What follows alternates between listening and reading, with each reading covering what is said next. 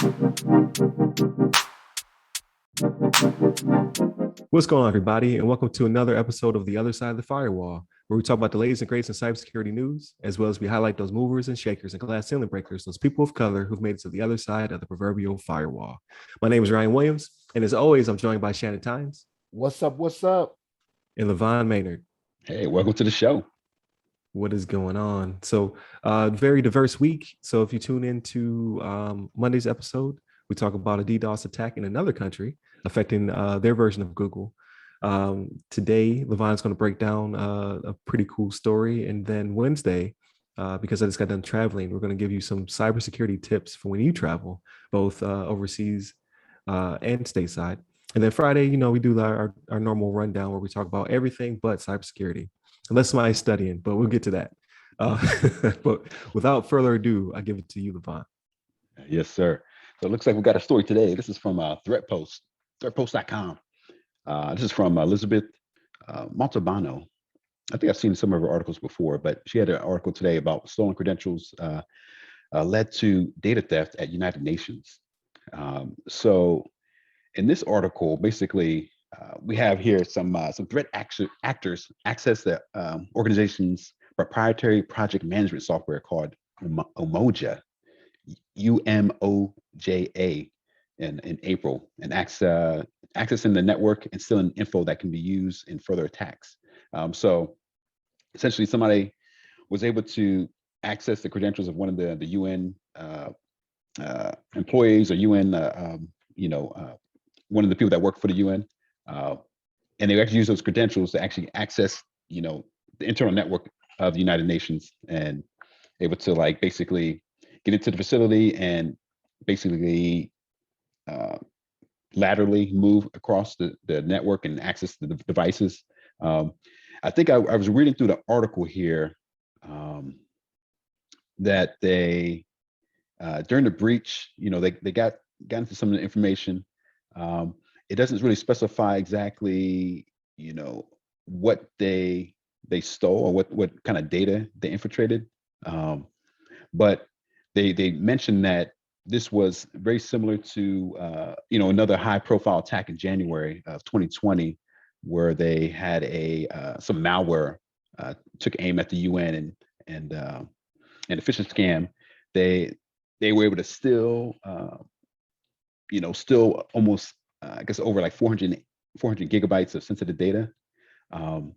But the fact that somebody's credentials got leaked, which I feel is always a big thing. I mean, your security is only as strong as your weakest link. So, and you have somebody out there that maybe has a weak password, or if they have get some sort of spam email from some no name or whatever, that they click on a link and they go to some website and enter their credentials, thinking that it's the credentials they're asking for, some of the local site credentials, and they end up getting your information.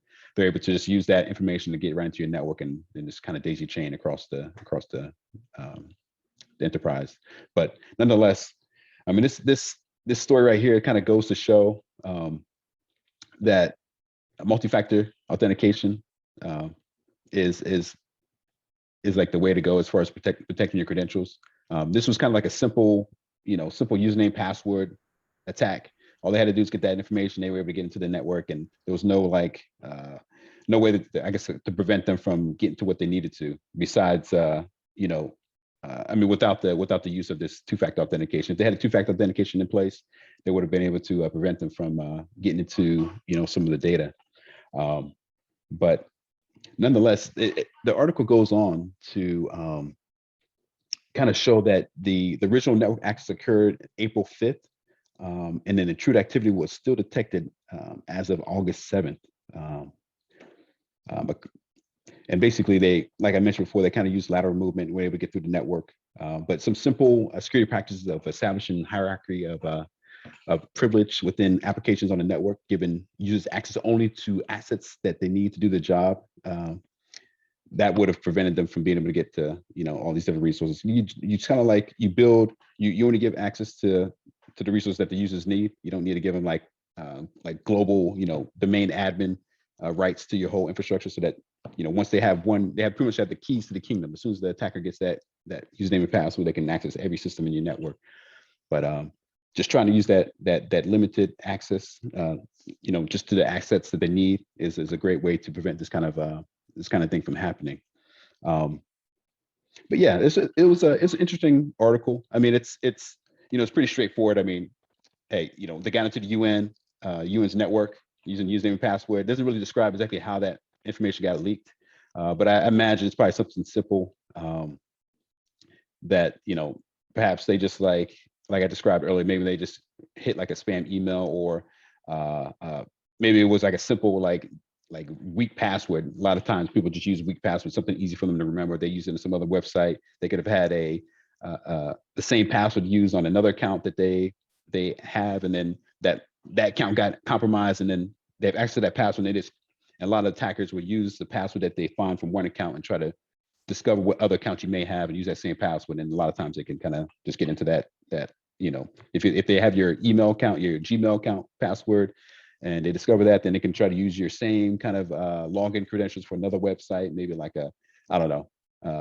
you can go to like some Amazon.com and enter in your Gmail account, your Gmail email address, and then use the same password to potentially get into that account.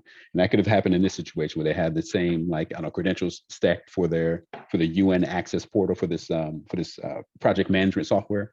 And they were just able to use that information to just to get into the network. So, we talked about it before. A lot of these companies kind of keep it little hush hush on how these attacks specifically happen, but we know at the very least that it was a password that got leaked. And hopefully they do some maybe in-house training for some of the workforce to make sure they're using the correct practices, as well as enabling like two-factor authentication, multi-factor authentication to just kind of give that extra layer of security between them and this so-called hacker, because this is like the easiest way of affecting a business. I mean, hacking a business. I think I talked to you guys about it before, but I feel like a lot of the data breaches we see nowadays, I feel like probably the majority of them, and I'm just going off the cuff, I don't really know for sure, but I feel like the majority of them are just people that find like a weak password, or they get tricked by some spam email, and they click on it, and they download some software and gets into the network, more so than the weak security vulnerabilities that are out there.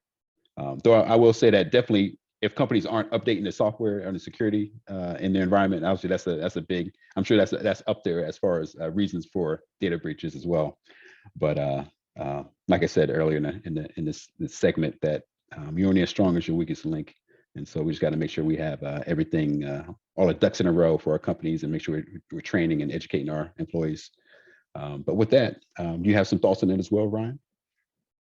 Yeah, definitely. So yeah, I definitely went with assigning this one to you, because you are always championing the two-factor and multi-factor authentication. So I was like, he will bring it home. Right. So I always have, I have my beef with it, but it's not because it's not secure. It's just because I'm lazy. So right. It forces me to do things. You can't blame it always saves my butt though. Like I think we talked about it last week, where with my Sony account seemed to have been accessed from a different state, so I had to turn on the two-factor. So it is what it is. The first couple times you log into something, it is a little annoying, but in the future, then I'll get that text or that SMS or whatever, like, hey, did you want to you're trying to update your password? I'm like, no, I'm not. I'm not trying to update my password. So it does work out. In this case, I think it's kind of this one's kind of textbook. I think this one could be used like if you're writing a research paper for your in your cyber degree. This would be a good one because it covers IAM, so identity access management. Obviously, that was poor here because he was able to use those credentials. He or she was able to use those credentials to do a lot of work. And then also advanced persistent threats. So your APT. So if you're in my network from April to August and you're able to pull that much data, who is watching? So obviously there's some issues there because why is this person with their credentials pulling so much data? Where is it going? Like, and am I watching my my network to see what information is being exfiltrated and why? So, you know what I mean? Like there was no challenge here until several months later. Um, that's just no bueno, right? Uh, like people get in your network, it does happen. But it's about diminishing the amount of time they're there. So like you have people now learning how to be threat hunters to get people out of the network sooner. So obviously they don't have those type of people in this organization, and they just don't have any automated systems that are tracking. Like something should have flagged. You should have had a SolarWinds or What's Up Gold or something. Should have been like, hey, somebody's in here doing damage. They're taking stuff. And why is this person logging in when they're not here at work or over the weekend or whatever their schedule is? It's this person or multiple times. Like maybe they logged in twice from two different places. Like what is happening? Right. So it's a pretty textbook case. Like this is the type of stuff you should be definitely looking into as a student of cyber, as well as when you get that job. These are the holes you should be trying to patch. So, but I don't want to take all the good stuff. I give it to Shannon. So I'm gonna tell you something. Like until LeVon got to the end of his segment, I was gonna jump on him because I was like, wait a minute, multi-factor is your thing. And you ain't hitting it hard enough. You ain't hitting it hard enough. Like when I read it and I saw you assigned it, I was like, oh yeah. I was like, this is LeVon's joint right here, man. Right. And here's the thing. Here's what kind of stood out to me, right? Was why was multi-factor an option? Like whoever the cyber person is there, whoever the CIO, I don't know what the positions are in the United Nations, right? But it shouldn't even be an option for somebody to want to have to activate multi-factor, right? The multi-factor authentication. That should be something that's mandatory if you're going to be using passwords. You know what I'm saying? Yeah.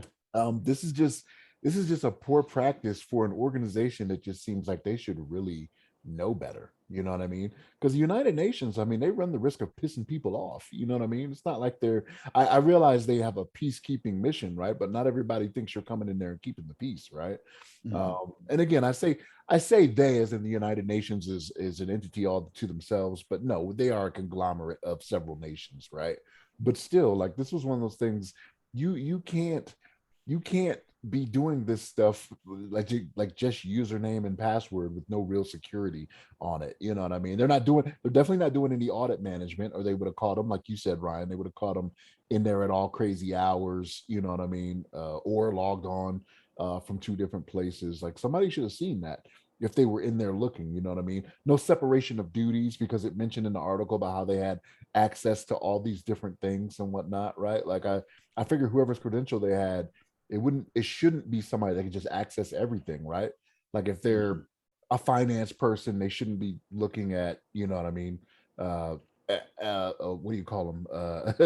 Extraction plans or something. You know what I mean? Mhm. Like, Right. I don't know, man. This was bad all around. It's not a good look for the UN. You know what I mean? So hopefully they do something different from this. I don't think there's going to be anything. I don't think there's going to be anything they'll exfiltrate that will be of any real harm, because again, the UN's mission is peacekeeping, right? So it's not like they're making plans to go into Iran and start, overclocking reactors or anything like that. You know what I'm saying? So but yeah, this was but you brought it on home at the end there, LeVon. Like you hit the Yeah. multi-factor hard. So Right. Yeah, I appreciate that. I try to. yeah. I don't want to like overemphasize it, because I already mentioned on many episodes before this, but Got to be but consistent. Stick to it. that's right. And so until everybody in America is using two-factor authentication, I'm gonna keep yelling from the mountaintops. But yeah, no, this two-factor authentication is the business. I use it on everything that I see that has an option for it. I just enable it right away. I don't even like think about it. And then like you, and I know how you mentioned before, Ryan, how you kind of get annoyed by having to re-enter your stuff. But most websites, even if they have two-factor authentication, you can enable it to like save your cookies for like the next visit. So you don't have to enter your two-factor. Right. You don't have to verify two-factor every time you go to a website, just like your kind of your first initial visit. And then if some random computer on the internet tries to connect to your user account, that's obviously doesn't have your cookies, it's going to have to get prompted for that second factor. So it's not as troublesome as I think people may kind of lead on. Maybe it's like troublesome the first time, but also, I mean, it may potentially come up again when the cookie expires. But Right. depending on how long they set it for the website, it may be, maybe a week, maybe, a month or something. But uh, I think it's a very, very well worth the hassle to save you from getting your account hacked.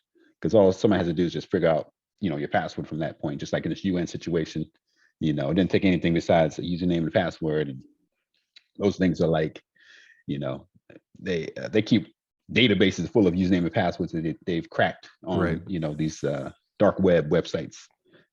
So that extra two-factor authentication will go a long way from protecting in protecting your accounts.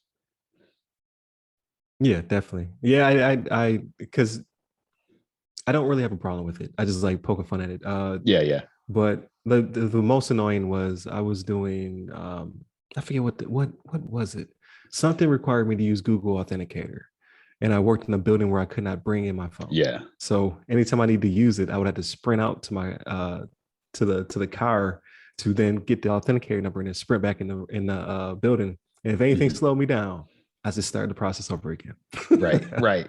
See, that's your But first mistake right there. You yeah. shouldn't be using Google at work anyway. You should be doing your work. What are you doing trying to get on your Google account? Not joking. I forget what I was doing, but yeah, Yeah, I had to do the sprint. Same thing with right. Teams. Remember Yeah. Teams used to time out. You were like, yo, and it was some odd hour too, which was good for security, but it was like 16 hours, and we're gonna you have to re-authenticate, and I was just like, so some days I don't have to, other days I do have to.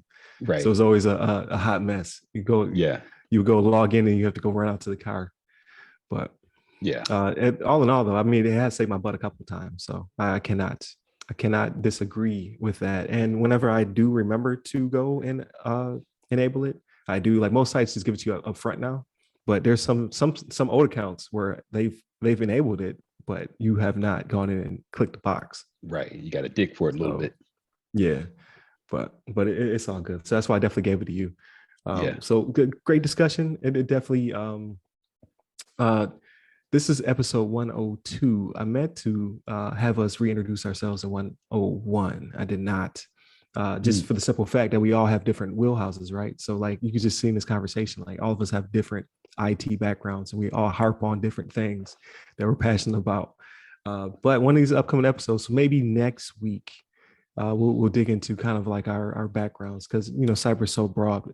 Everybody thinks we're all doing the same thing. We really don't. Like couldn't be more different in our career paths. So we'll definitely get into that. But you got a little taste of it now, people. So tune in next week and we'll break down what we all do for a living. But yeah, definitely a great conversation. It's always good talking to you guys. Thank you, LeVon. Thank you, Shannon. Thank you to all those who are listening. We're over the 100 hump. We haven't quite hit a year yet, but we are definitely out here making episodes. Tune in for the next episode. I think it'll be really good for those of you who do some traveling now that things are starting to open back up. Just for what you should be looking at from a cybersecurity perspective, and we all have our own opinions about that as well. And then Friday, tune in for the rundown where we talk about everything but cybersecurity. So hit up the website, www.theothersideofthefirewall.com. Hit me up personally. I'm at RyRy Security Guy. That's RYRY Security Guy. I'm on LinkedIn, Clubhouse, Twitter, and TikTok. And you, LeVon? Yeah, you can hit me up on the Twitters at LeVon Maynard. There it is. So stay safe, stay secure. Take care.